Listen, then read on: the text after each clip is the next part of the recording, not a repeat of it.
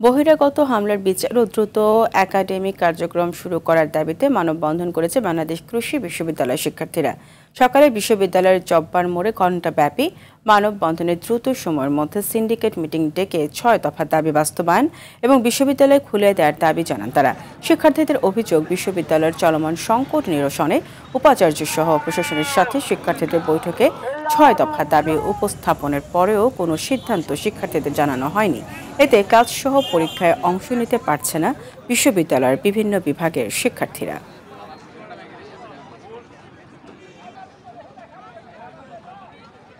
যত দ্রুত সম্ভব এই যে বহিরাগতদের দ্বারা হামলা হয় এটার বিচার হোক এবং যত দ্রুত সম্ভব আমাদের একাডেমিক কার্যক্রম ফিরিয়ে নিয়ে এসে স্ট্যাবল একটা ব্যবস্থায় আসুক। দিন গড়াচ্ছে, আমাদের অপেক্ষায় রাখছে, কিন্তু প্রশাসন এখনো কোনো সিদ্ধান্ত জানাচ্ছে না। প্রশাসন কেন এত সময় দীর্ঘ করছে, কেন এত কালক্ষেপণ?